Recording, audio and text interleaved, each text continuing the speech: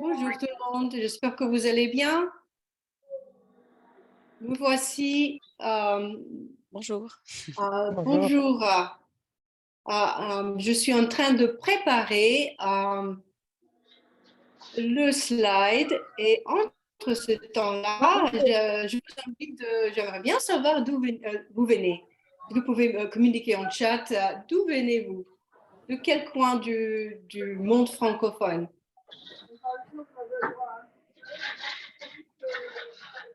Alors là, je vais. Est-ce que vous êtes tous de Paris? D'accord. Je suis un petit peu silencieuse. Je suis en train d'accueillir du monde sur le webinaire. Alors, il y a Paris. Il y a qui d'autre? Toulouse. Bonjour Toulouse. Lille. Je suis sur Strasbourg. Il pleut aujourd'hui, mais les fleurs sont partout. C'est très sympathique et joli ici. En espagnol, j'habite dans le nord de France. Waouh! Brésilienne, dans Barcelone. Waouh! Bienvenue, bienvenue. Il y a quelqu'un de Strasbourg, peut-être au Grand Est. Entre le temps qu'en Liban, bonjour Liban. Lyon, bonjour Lyon. Entre le temps que vous êtes installé, je vous demande de couper votre micro juste pour le moment. Il y aura une participation plus tard, mais pour le moment que tout le monde s'installe bien, je vous invite de mettre votre micro en off. Bonjour Paris, Lyon. Bah, dis donc, il y a du monde aujourd'hui. Je laisse d'autres personnes venir. Alors, j'espère que vous avez un temps qui vous motive de travailler, de se former. Comme je dis ici, il pleut, mais comme il y a tellement des fleurs, ça me motive à aller et continuer ma journée, surtout aujourd'hui. Je vais attendre peut-être encore quelques petites minutes afin que les personnes viennent et s'installent et puis on va continuer. On va commencer, pardon. Je m'excuse, j'ai un accent quand je parle en français. J'espère que vous allez me comprendre. Et sinon, vous me dites promis? Promis, promis? OK. D'autres personnes, vous venez d'où? Merci. Est-ce que vous me voyez? Est-ce que vous voyez mes slides et moi? D'accord, super. Merci pour le retour. Bonjour, bonjour. D'où venez-vous, les personnes qui viennent d'entrer dans la salle? London. Hello, London. Bonjour. Paris. Oh, il y a Paris est présent. Merci pour c'est gentil. C'est gentil. J'espère que l'accent va pas s'affaiblir aujourd'hui parce que à partir de, on va dire, de 18e minute, c'est là où mon le est là et des fois un peu déplacé. Bangkok. Bonjour Bangkok. Hello Bangkok. Contente de vous accueillir aujourd'hui. Je vais laisser encore une petite minute et puis on va commencer. D'autres personnes, vous venez de quel coin de ce beau monde, surtout le monde francophone? D'autres personnes?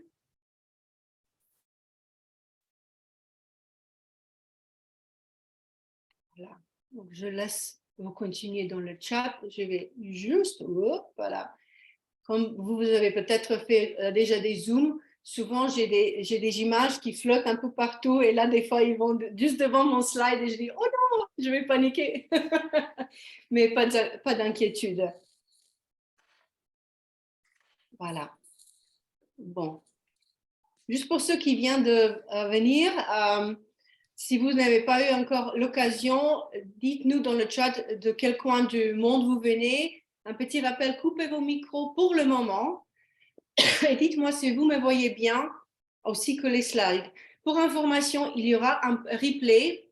Donc, ne vous inquiétez pas, vous pouvez regarder, surtout si mon accent va s'envoler dans quelques minutes. Regardez juste s'il y a d'autres. Bonjour Belgique.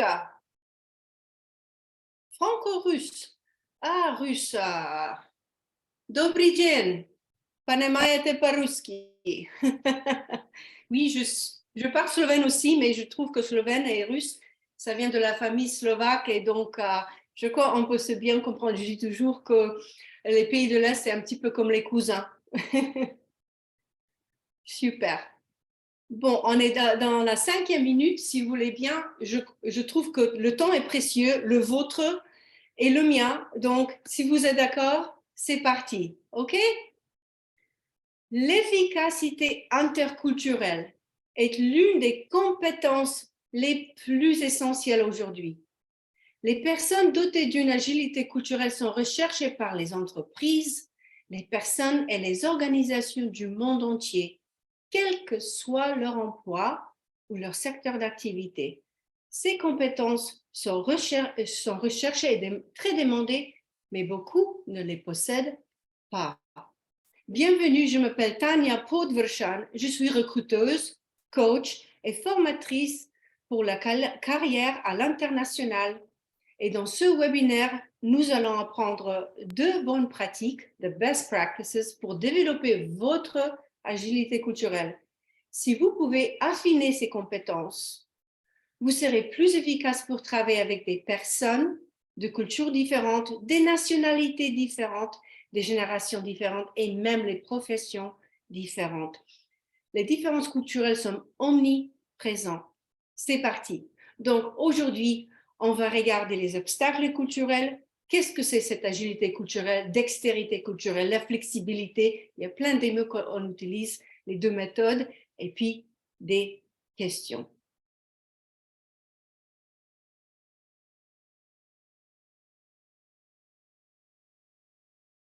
Donc, quels sont les obstacles à l'agilité culturelle?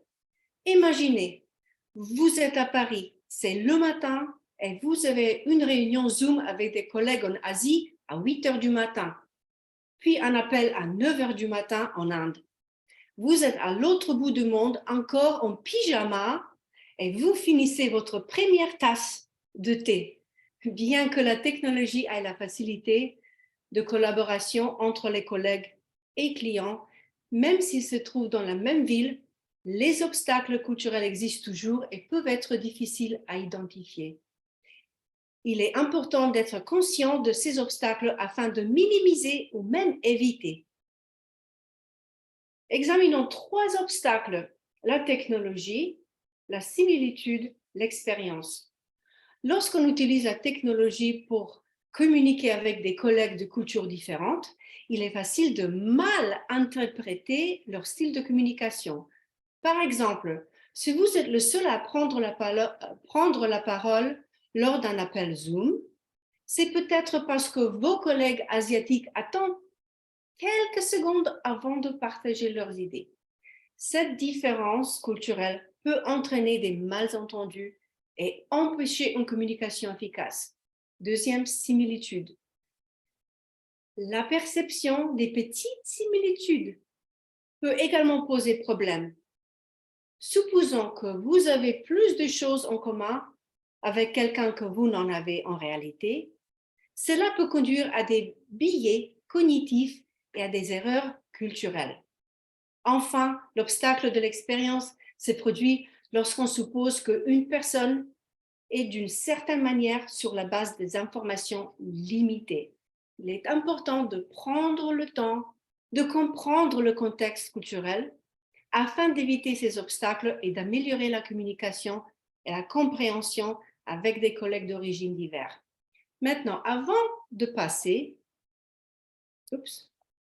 à la définition, selon vous, qu'est-ce que ça veut dire l'agilité culturelle? Si vous pouvez partager vos commentaires dans le chat, s'il vous plaît. Qu'est-ce que ça veut dire cette agilité culturelle ou dextérité culturelle, flexibilité culturelle? Qu'est-ce que ça veut dire pour vous? Donc, je vous invite à mettre vos pensées. Tolérance à l'ambiguïté, bien, s'adapter à son locuteur, connaissance à culture, prendre compte de la différence, adaptation aux différentes cultures de façon agile, la curiosité, être capable de communiquer facilement avec des gens d'autres cultures, très bien, de ne pas interpréter la manière d'être de l'autre, ouvert, connaître de biais, tout à fait, éviter les biais cognitifs, effectivement, ne pas imposer ce qu'on pense, soit bien, très bien.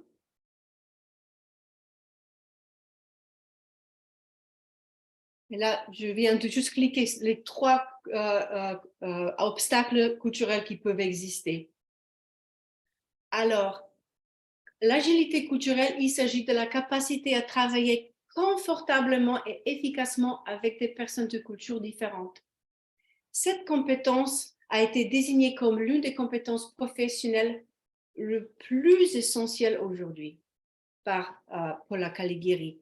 Pour moi, c'est un mélange de langue, intelligence culturelle, qui sont les outils et qui vont m'aider à interagir en anglais, slovène, français, peu importe la langue, dans les situations diverses et rester flexible. Mais pourquoi est-ce que cette compétence est importante? Après une enquête menée auprès de presque 15 000 professionnels issus de 48 pays et 32 secteurs d'activité, 45% d'entre eux déclarent qu'il est important de s'intégrer dans un environnement étranger, suivi par 39% pour la communication interculturelle et 34% pour le leadership entre les pays et les cultures. Saviez-vous que c'est aussi l'une des compétences le moins naturelles à développer? Pas d'inquiétude, on peut corriger tout cela.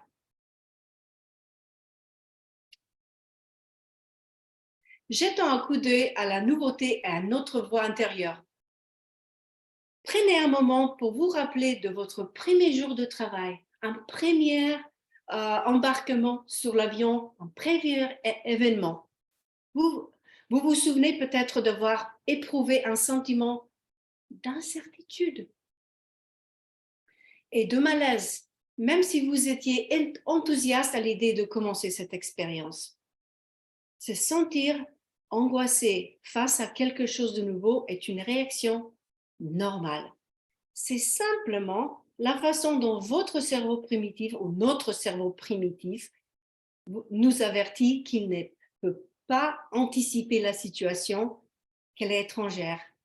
Le premier signal d'alarme de notre corps indiquant que nous sommes confrontés à quelque chose de nouveau ne dure généralement que jusqu'à ce que notre cerveau puisse déterminer qu'il n'y a pas de danger.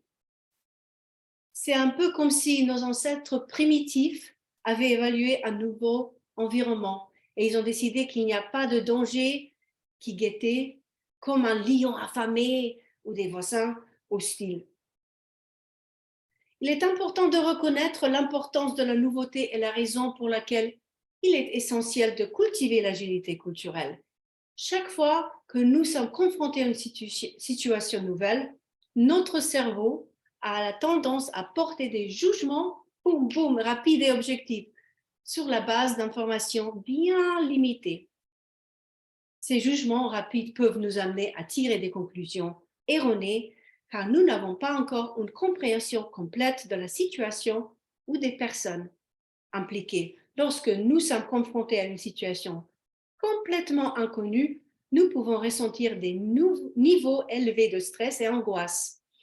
Lorsque ces sentiments deviennent accablants, nous recherchons naturellement des expériences familières qui peuvent nous procurer un sentiment de confort et la sécurité. Toutefois, le fait de trop se fier à ce qui nous est familier peut limiter notre cerveau à capacité à entrer en contact avec des nouvelles personnes et des nouveaux lieux.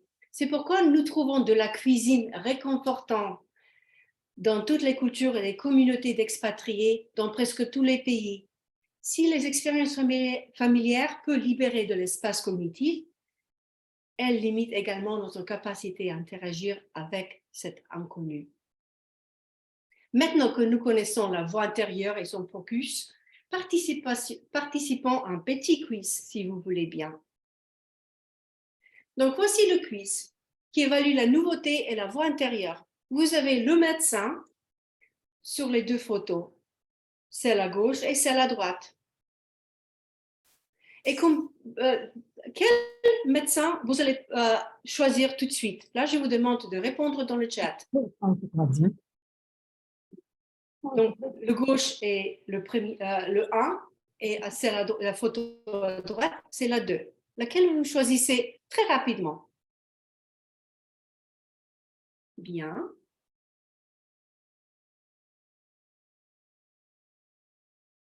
Ah, intéressant de comprendre. Celui en blues, c'est 1, d'accord. Donc, je vois que la plupart de vous, vous avez choisi le 1. Maintenant, la deuxième question que je vous pose.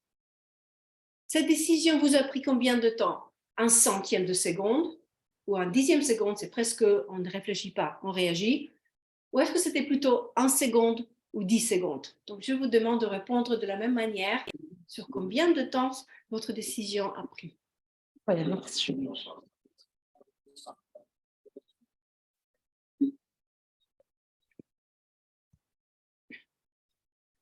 Oui, effectivement, la plupart de vous, vous avez répondu le premier qui indique que c'est très rapide, c'est même pas une seconde qu'on n'a même pas donné le temps à changer le pensement. Si vous avez choisi les premiers 3 choix, il est fort probable que vous avez réagi par rapport à vos habitudes, à votre cerveau primitif. Donc, comme c'est le cas, nous intéressons maintenant à la méthode de l'agilité culturelle. Pardon, je vais vous demander de couper votre... Mefissa, merci. Donc, intéressons-nous à la méthode de l'agilité culturelle par Paula Calighieri et comment la travailler. Qu'est-ce que c'est cette agilité culturelle? Selon Dr Calighieri, l'acquisition de 6 compétences en matière d'agilité culturelle peut vous aider à gérer les impulsions de cerveau primitifs et de votre choix intérieur et à éviter les erreurs prévisibles, comme on a vu un petit peu dans le quiz. La première compétence est la curiosité, qui vous permet d'être plus conscient des différences potentielles que vous pouvez autrement négliger. La deuxième compétence est la tolérance à l'ambiguïté qui vous permet de ralentir les jugements que votre cerveau primitif pourrait faire. La troisième compétence est la résilience qui vous aide à faire face aux erreurs qui peuvent survenir. La quatrième compétence est l'humilité qui vous encourage à reconnaître que vous devez apprendre et vous adapter à chaque nouveau contexte pour réussir. Puis la cinquième compétence est l'établissement des relations ou les créations des relations qui vous aident à établir un soutien social et un sentiment d'appartenance, en particulier dans des situations peu familières. Et la dernière compétence est la prise de perspective qui vous aide à voir les situations d'un point de vue de quelqu'un d'autre. Même si vous ne pouvez développer que quelques-unes de ces compétences, vous devriez être plus confiante et plus efficace lorsque vous travaillez avec des personnes différentes que vous, quel que soit en termes d'âge, de nationalité ou de profession. La maîtrise de l'agilité culturelle peut favoriser votre réussite professionnelle et personnelle. Commençons par l'ambiguïté. Lorsque nous choisissons un restaurant, la plupart d'entre nous vont vers ce que nous connaissons, même si nous pensons prendre une décision consciente. Notre cerveau primitif aime la familiarité et est conçu pour conserver de l'énergie, ce qui le rend résistant aux situations nouvelles. En revanche, notre cerveau primaire, le cortex préfrontal pour ceux qui souhaitent la précision, peut ralentir et traiter les situations de manière réfléchie, ce qui nous aide à nous épanouir dans les situations nouvelles. Pour développer l'agilité culturelle, nous devons comprendre le fonctionnement de notre cerveau et développer une tolérance à l'ambiguïté. Si certaines personnes apprécient naturellement les nouvelles expériences, tout le monde peut développer sa tolérance à l'ambiguïté par le biais d'exercices et d'expériences. Comment l'entraîner, cette compétence?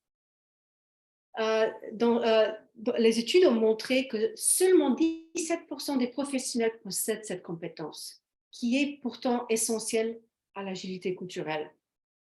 Voici 3 approches à essayer.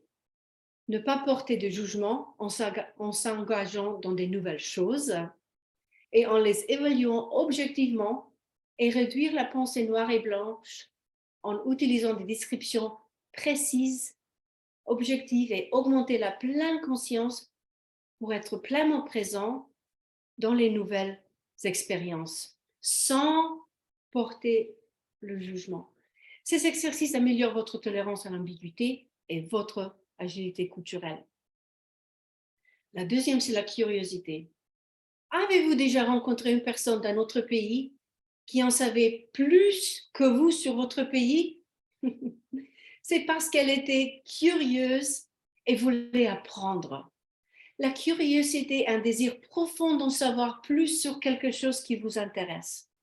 En tant qu'enfant, nous sommes naturellement curieux, mais en tant qu'adultes, nous pouvons avoir besoin de stimuler notre curiosité, en particulier pour développer notre agilité culturelle. Pour la stimuler, il faut un intérêt initial, un moyen d'en savoir plus et un état d'esprit d'apprentissage.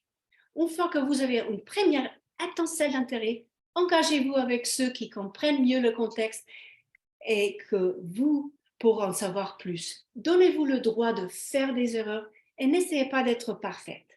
N'oubliez pas que la curiosité est stimulante, alors profitez du voyage d'apprentissage.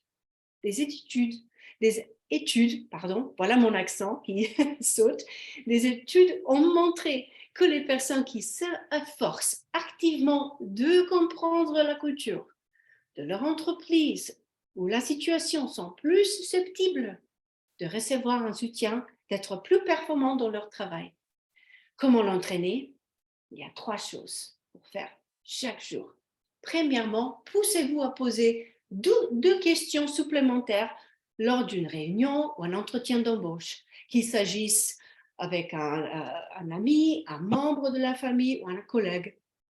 Deuxièmement, demandez pourquoi, le why, le pourquoi les gens prennent certaines décisions, et essayez d'apprendre sans les hypothèses. Enfin, observez les tendances sans porter de jugement et notez ce que vous voyez. Vous pouvez trouver des explications en discutant avec quelqu'un qui connaît bien la communauté en question. Posez des questions, apprendre le pourquoi et découvrir des schémas comportements. Vous pouvez développer votre agilité culturelle. Ensuite, la résilience. Récemment, j'ai retourné en Slovénie et j'ai utilisé un mot qui a toujours un sens en slovène et en Slovénie, mais dont le sens a changé au fil du temps. Je dois admettre que j'étais un peu mise à mes gardes. Je n'étais pas parfaite et ça m'a gênée. Plus tard, au cours du repas du soir, j'ai demandé à un autre collègue ce que ce mot signifiait,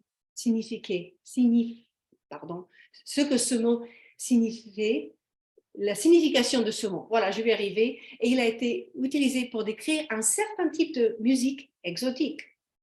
Apprendre ne consiste pas à chercher la perfection, mais plutôt s'ouvrir à l'opportunité d'apprentissage. Les différents groupes, tels que les nationalités, les professions ou les organisations, ont leur propre culture et les valeurs qui peuvent conduire à des malentendus et à des erreurs. Lorsque ces différences culturelles surviennent, il est important de réagir avec optimisme et de rester ouvert à l'erreur. Faire preuve de compassion vers soi et avoir une gentillesse lorsqu'on apprend quelque chose de nouveau peut contribuer à renforcer l'agilité culturelle. Essayer de nouvelles choses et être à l'aise avec le fait de ne pas toujours réussir ou avoir raison. Comment y parvenir ou comment l'entraîner? 2 techniques.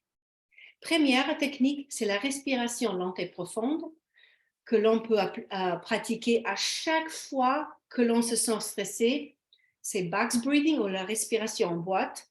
On aspire en 4, on retient le souffle en 4, expire en 4.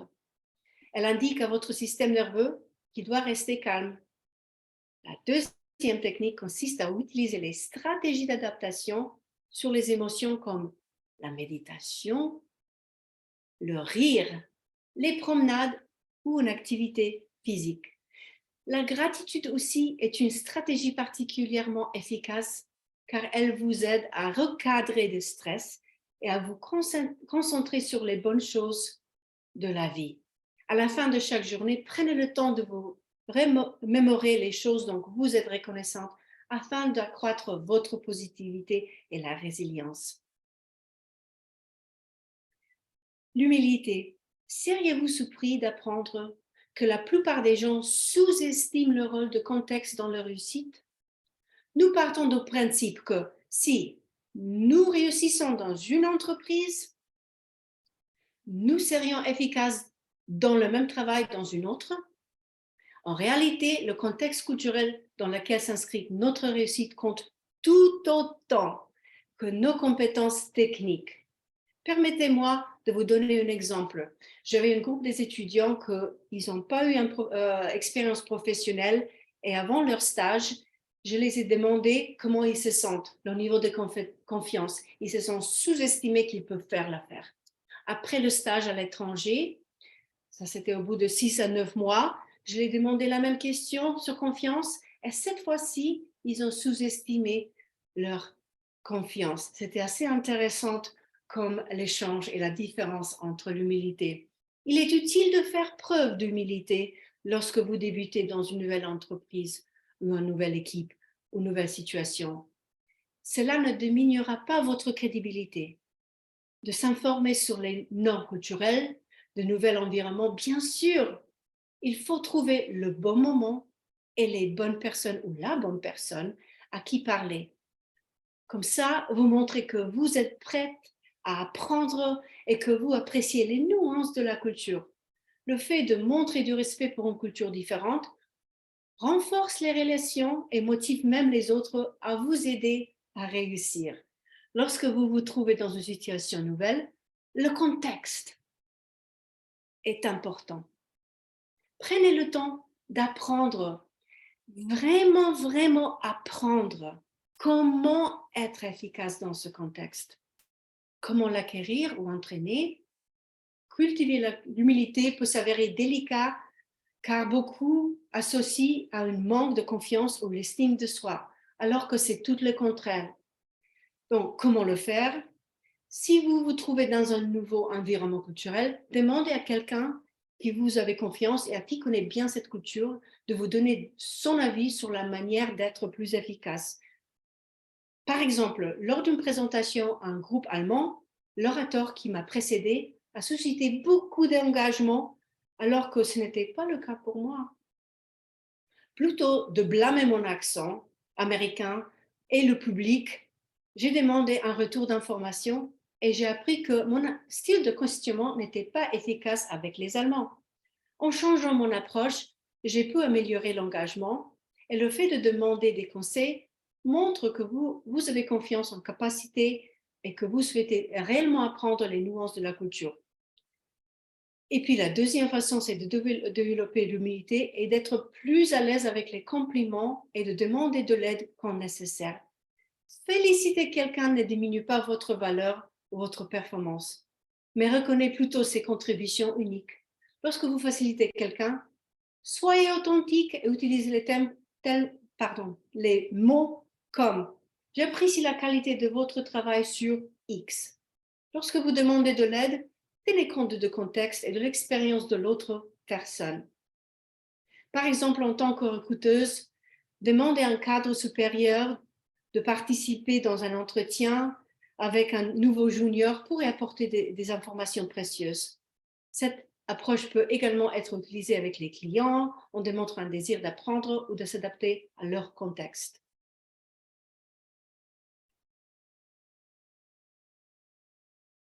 Développement des relations et créer les relations. En anglais, on dit Your network is your net worth. En français, disposer d'un solide réseau d'alliés, des connaissances, d'amis, des mentors est plus important pour la réussite professionnelle que les compétences techniques, en particulier lors que l'on commence quelque chose de nouveau. Les relations nous aident à naviguer dans des endroits inconnus, à recevoir des conseils et à ressentir un sentiment d'appartenance. Les extravertis ont plus de facilité à entraîner en contact avec les autres, ce qui leur apporte un soutien et des meilleurs résultats.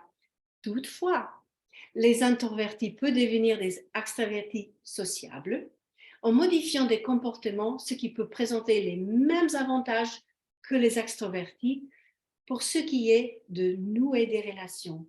En fin de compte, créer et nouer des relations est essentiel pour apprendre et se sentir valorisé au sein d'une équipe. Et bien que cela puisse demander un peu plus d'efforts aux introvertis, cela vaut le coup. Comment l'entraîner? Avoir un bon copain qui est ou était un collègue de travail n'est pas seulement une question de chance, c'est aussi le résultat d'interactions fréquentes. Notre cerveau primitif, le petit blabla qui se passe, le voix intérieur, reconnaît les choses, les lieux, les personnes familières et leur fait confiance. Les études l'ont prouvé. Parfois, cette reconnaissance est basée sur des données démographiques comme la langue ou des intérêts communs. Nous avons tendance à rapprocher des personnes qui nous ressemblent, mais il est important d'aller à l'encontre de cette tendance naturelle. Surtout dans les situations multiculturelles. Trouver des similitudes dans n'importe quel domaine, faire ressortir les expériences, partager, écouter activement et répondre peut améliorer les relations. Il faut du temps pour nouer des relations dans un contexte interculturel, mais le fait d'avoir une intention positive peut aider.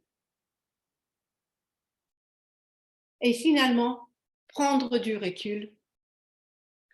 L'empathie peut être un défi, en particulier dans les situations interculturelles où l'interprétation des signaux sociaux peut s'avérer compliquée, difficile. Il est également plus difficile de prévoir les sentiments des autres lorsqu'ils nous ressemblent moins. Un bon exercice pour améliorer la prise de recul consiste à essayer d'imaginer les sentiments d'une personne démocratiquement différente de vous. Développer la prise de recul et l'empathie avec des personnes de cultures différentes est possible avec de la sensibilisation et de la pratique et peut conduire à des relations plus fortes. Comment la développer? Commencez par comprendre vos propres valeurs et les manières dont elles ont été façonnées par diverses situations sociales. Rappelez-vous que chacun a ses propres influences et évitez les stéréotypes et d'interpréter les autres en fonction de votre propre point de vue. Entraînez-vous à formuler plusieurs différentes explications pour les situations que vous observez afin de développer le muscle cognitif qui consiste à envisager des options. Faites la différence entre ce que vous voyez et ce que vous déduisez de ce que les autres ressentent ou éprouvent. Posez des questions et discutez avec des personnes qui comprennent la culture afin de mieux appréhender la situation. Avec de l'entraînement, la prise de recul devient une compétence importante qui peut perfectionner n'importe où, avec n'importe qui permet d'établir des liens plus profonds. Voilà, en résumé, cette agilité culturelle avec les 6 compétences. Elles vont vous donner une compréhension plus claire du contexte de chaque situation interculturelle pour mieux réussir, avec quelques exercices simples que vous pouvez utiliser dès maintenant et minimiser les hypothèses. Maintenant, je vais arrêter cette première best practice ou la méthode que j'utilise moi-même souvent et je souhaite vous demander la question suivante. Quand étiez-vous dans une situation interculturelle inconfortable? Et là, si vous voulez le dire, si vous voulez partager en chat, c'est bien, mais si vous pouvez aussi parler, vous pouvez de faire votre micro et partager avec ou sans camarade. C'est à vous.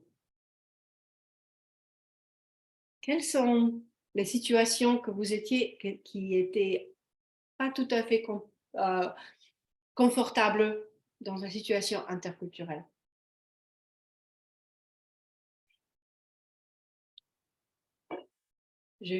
Pendant que vous réfléchissez, je vais vous donner un exemple. Il y a plus de 10 ans, quand je suis venue en France, je n'ai pas parlé français comme je parle actuellement. Et ma langue maternelle, c'est slovène.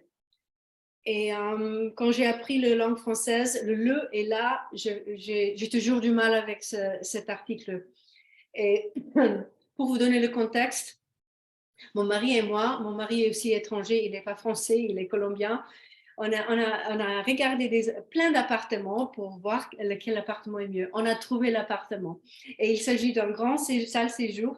Et juste à côté de la salle séjour, il y avait une autre pièce qui était attachée. Et là, entre nous deux, on a dit, bah, on aime bien cet appartement, mais là, on aimerait bien que ça soit séparé. Donc, j'ai demandé l'agent immobilier, je lui ai dit, et là, je vais essayer de faire mon mieux avec mon français il y a très, très longtemps. J'ai dit, pas de problème, j'aime bien appartement, mais il faut faire l'amour ici. Et oui, j'ai paniqué. Et mon mari, il est venu, il a répété la même chose avec son accent colombien. Oui, il faut faire l'amour ici. Le monsieur, il s'est tourné vers nous, il était un peu mal à l'aise.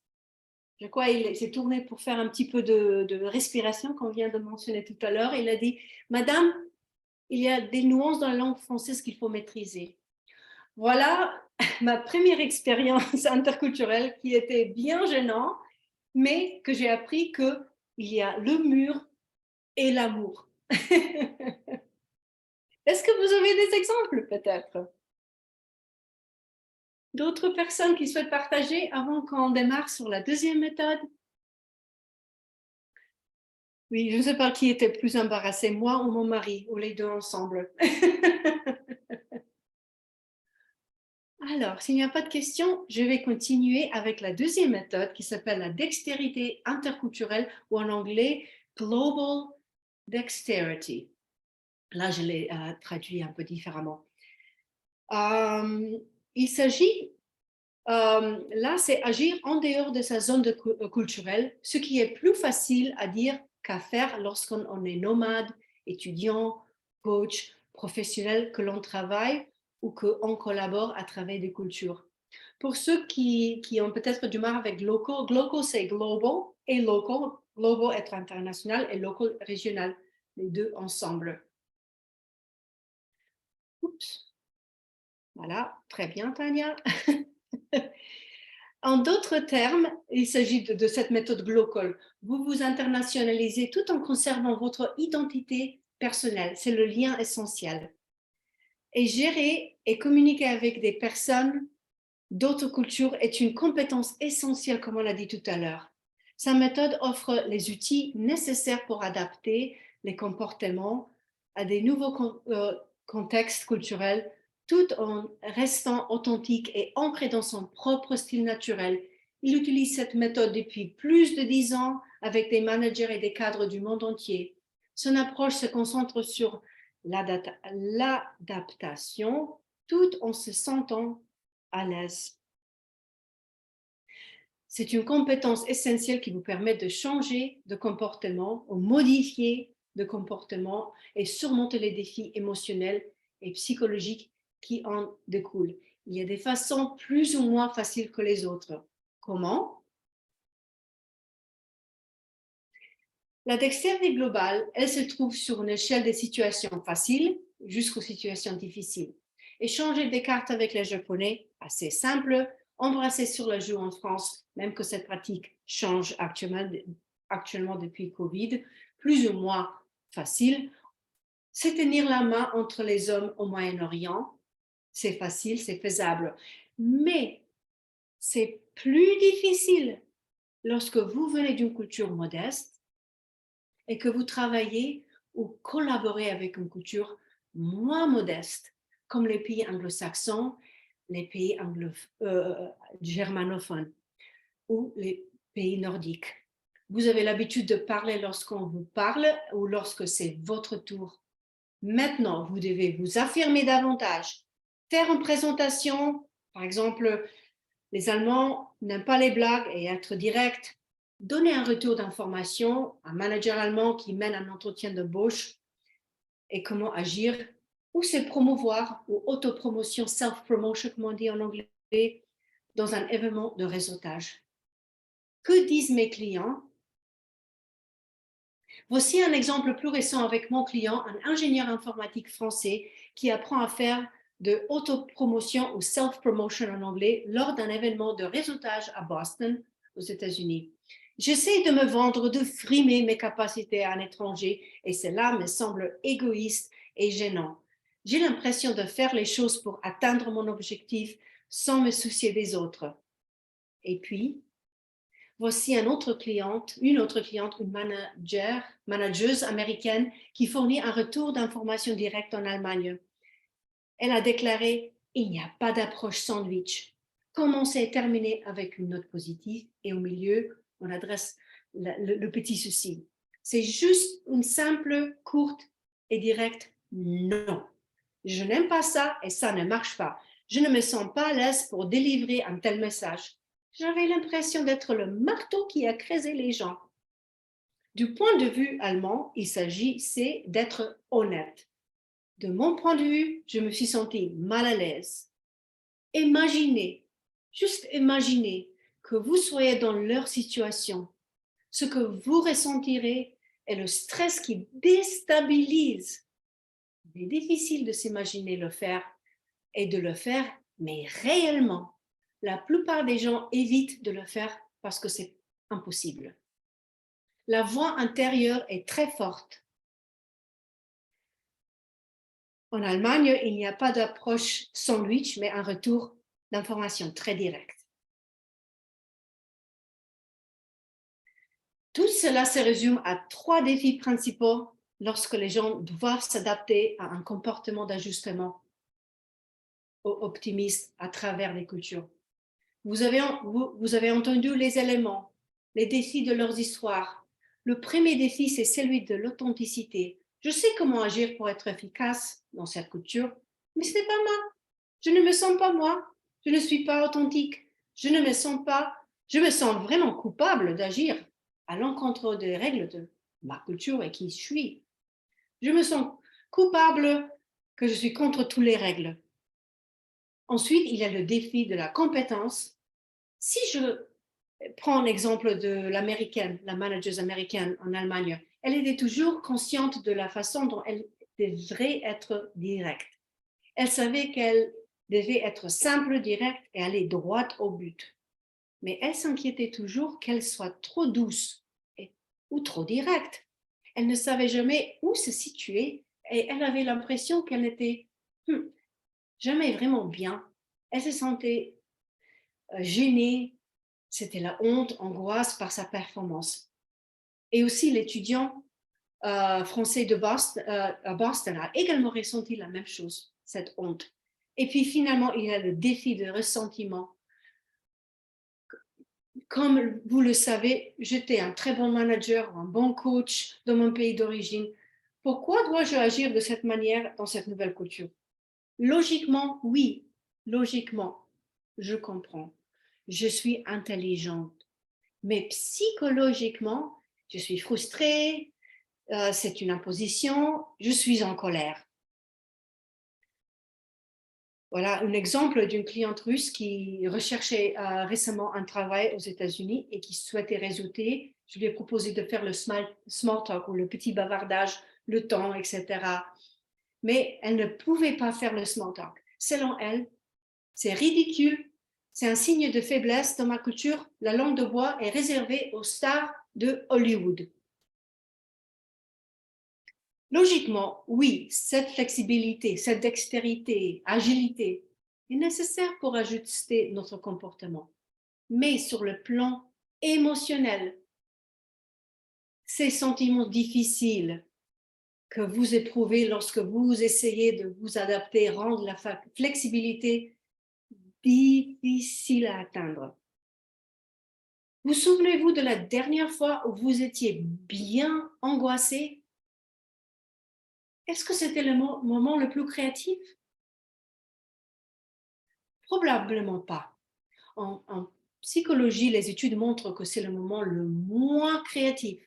Vous avez tendance à revenir à la réponse habituelle que vous avez apprise et surtout que le petit quiz il y a quelques minutes nous a montré. Vous n'êtes pas en mesure de créer, d'innover et d'être entreprenant lorsque vous êtes en proie à une émotion intense. Et c'est là le grand challenge. Voici donc la méthode en 4 étapes pour développer cette dextérité interculturelle. Diagnostiquer le nouveau code culturel, identifier le défi personnel, personnaliser le comportement et puis créer un nouveau comportement, cette mémoire musculaire. Lorsqu'on se trouve dans une nouvelle culture, on commence par identifier le nouveau code culturel, les règles de jeu, la manière dont on attend de moi que je agisse dans cette situation. Voici donc la démarche à suivre pour comprendre le code culturel selon Dr. Andy Molinsky. Donc, il y a 6 éléments culturels directs. Le degré de communication direct que l'on attend de vous dans cette situation particulière, enthousiasme, la quantité d'émotions positives ou optimistes, que j'aime bien dire, et d'énergie que vous devez déployer. La formalité, le degré de respect que l'on attend de vous, la formation de soi, la force avec laquelle vous devez exprimer votre voix, autopromotion, cette self-promotion, les degrés de positivité avec lesquels vous devez parler de vos réalisations, de vos résultats, et finalement, les divulgations personnelles, les informations personnelles, la quantité d'informations que vous êtes censé relever sur vous-même. Et vous pouvez appliquer ce schéma à n'importe quel code culturel. Là, je vous invite de regarder les codes culturels, les 6 codes culturels sur Hofstede ou bien sur le livre de Andy Molinsky pour aller plus loin. Maintenant, nous allons prendre un exemple de ma cliente slovène, Meta, qui souhaite trouver sa prochaine opportunité professionnelle aux États-Unis et qui a besoin d'exercer ses compétences en communication. Compte tenu de notre temps, nous ne retiendrons que 3 points essentiels. Sa situation est de décrire des réalisations lors d'un entretien d'embauche en anglais. Donc, enthousiasme est très haut aux États-Unis. C'est important de montrer quand on est enthousiaste pour ce qu'on veut faire. Désolée, c'est en français, mais je vais aller sur l'essentiel en français, tandis que l'enthousiasme en slovène, c'est très, très bas et c'est très informel. On ne peut pas utiliser, ça a l'air très improfessionnel. Affirmation de soi, cette valeur culturelle veut dire qu'on doit mettre cette information, c'est pour ne pas se montrer faible, et tandis qu'en Slovénie, cette valeur est bas et là, on montre qu'il y a un manque de respect. Et finalement, l'autopromotion, self-promotion, c'est très haut, une valeur très haute aux États-Unis. Il faut la utiliser, c'est pourquoi quand on fait l'entretien, pourquoi on cherche un job. Et en Slovénie, de parler ouvertement de soi, c'est un tabou. Donc voilà les 3 points qu'on va cibler pour ma cliente Meta. Donc la deuxième étape, identifier le défi personnel. Cette étape est essentielle car il n'y a pas de taille unique pour toutes les situations. Vous devez identifier vos défis personnels. Voici mon client Meta et comment parler de ses réalisations lors d'un entretien d'embauche ou en anglais. En Slovénie, il n'est pas approprié de faire des autopromotions dans cette situation. En ce qui concerne sa zone de confort personnel, elle est basse, entre 1 et 2. Elle est à l'aise sans autopromotion ou cette self-promotion. Vous voyez maintenant le problème de la zone de confort qui se situe entre la sienne et celle de la zone de confort américaine? Vous voyez le décalage? C'est clairement un décalage entre sa situation et celle qu'elle souhaite atteindre. Mais avant d'aller plus loin, permettez-moi de mentionner un petit point essentiel. Il y aura d'autres candidats et les Slovènes aussi. Mais attention à ne pas faire des présumés sur toutes les Slovènes. Il n'y a pas de Slovènes identiques. Et donc ici, vous voyez que même si Meta, elle est née, elle a grandi en Slovénie, elle a des valeurs familiales slovènes, elle a fait ses études, elle a travaillé en Slovénie. C'est pas la même chose pour Sofia, qui était née en Slovénie, mais elle a grandi dans 2 pays différents. Donc, elle a des valeurs de famille de 2 pays différents et les études et une expérience professionnelle sur les 3 pays différents. Et donc ici, vous voyez que même si Meta est née et elle est différente et Sophia est différente, le parcours de Sophia est un peu différent parce que c'est plus interculturel. Pourquoi est-ce que je mentionne ce point? La zone de confort personnel de Meta sera plus basse que celle de Sophia en raison de sa multiculturalité. Sa zone de confort est beaucoup plus large. Elle peut se sentir à l'aise dans la Slovénie avec un style slovène traditionnel ou 1 et 2. Mais elle peut aussi se sentir à l'aise jusqu'au 5. Il s'agit donc d'une intersection et non un décalage, un chevauchement plutôt entre sa zone de confort et le niveau d'adéquation aux États-Unis. Il est donc facile pour Sophia de parler de ses réalisations à un recruteur professionnel américain lors d'un entretien ou le réseautage à l'américaine. Et maintenant, je reviens sur la partie 3. Avec mon expérience de plus de 20 ans dans ce métier de recrutement, je voudrais vous mettre en garde. On dit que lorsqu'on est à Rome, il faut faire comme les Romains. Cela signifie qu'il faut agir, mimiquer, imiter exactement les gens de cette culture? Non. Tout simplement, c'est non. Cependant, il y a une marge entre la culture et vous, une marge de manœuvre raisonnable. Ainsi, lorsque vous êtes à Rome, agissez comme un visiteur averti.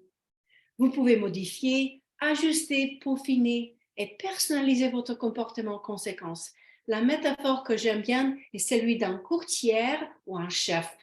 Personnaliser le comportement culturel ou créer une propre fusion culturelle, c'est comme faire de tailler ses vêtements sur mesure ou revisiter un plat traditionnel comme un lasagne traditionnel vers une lasagne végétarien.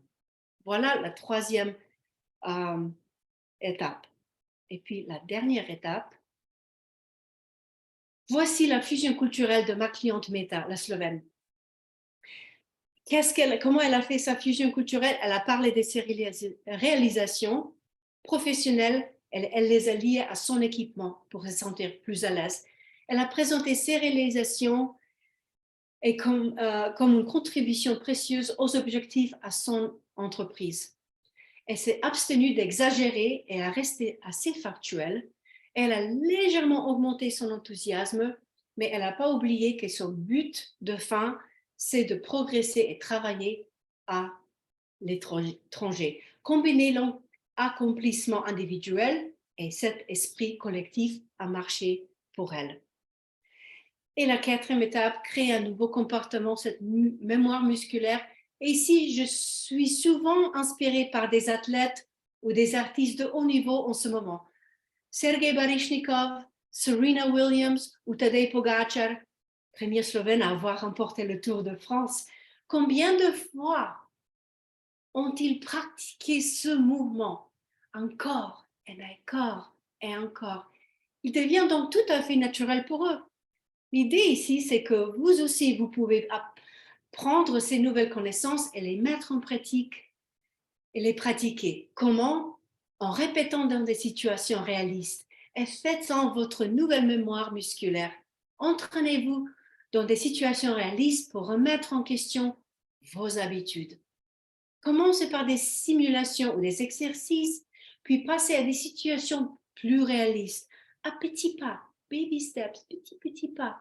C'est énorme. Il ne s'agit pas seulement de s'habituer à l'environnement, mais de s'habituer à adopter ce comportement étrange, même si vous êtes stressé et angoissé.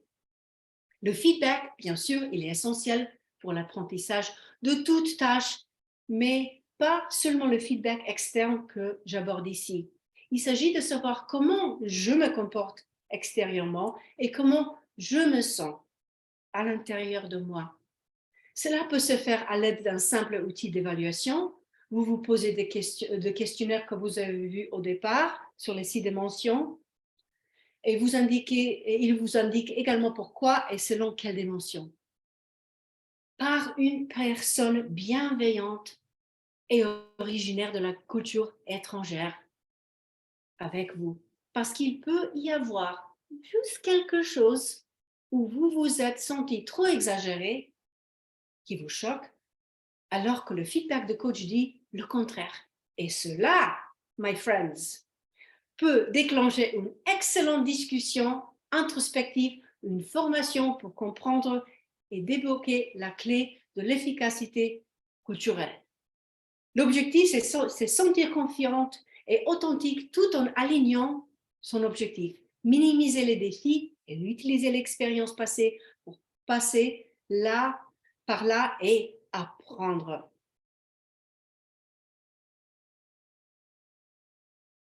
Donc, les avantages de la culture, agilité culturelle, c'est qu'elle va vous donner une compréhension plus claire du contexte de chaque situation interculturelle pour mieux réussir en réseautage, les outils de recherche d'emploi, les entretiens, le bilan ou le positionnement à l'étranger, ou le recrutement, bien sûr. Avec les formations et le coaching personnalisé, réussissez dans le réseautage et minimisez les malentendus et surtout évitez le copier-coller lors de votre propres habitudes et culture lors des moments de stress et minimiser les hypothèses. Surtout, l'angoisse, le stress va devenir votre copain, votre ami, pour réussir dans le contexte international avec votre nouvelle mémoire musculaire. Voilà, donc pour moi, je termine sur ce note de cette webinaire. Merci beaucoup. Là, je vais vous juste envoyer un petit restons en contact. Vous pouvez me trouver sur LinkedIn ou Instagram. Et j'espère que cet webinaire sur l'agilité culturelle vous a apporté de la motivation, le soutien et des astuces, les 2 best practices et l'agilité culturelle et la dextérité culturelle. Et j'espère que c'était utile. Je m'arrête ici et voir si vous avez des questions, des commentaires, soit en chat ou soit en live. Merci beaucoup. J'espère que vous avez vraiment obtenu au moins une ou 2 choses que vous pouvez mettre en œuvre tout de suite à pratiquer, soit avec vous. Merci pour vos commentaires. J'étais ravie de faire votre connaissance. Restez en contact. Et puis, j'espère à très bientôt dans d'autres situations, surtout avec l'ICF Global. Merci beaucoup. J'attends toujours s'il y a des questions, des commentaires, mais pour ceux qui doivent partir, bon appétit, bonne journée, bonne soirée où que vous êtes, et puis à très bientôt. Oui, il y aura un replay, donc là, ne vous inquiétez pas, je vous envoie tout ça. Merci beaucoup, bonne journée, à bientôt, bye.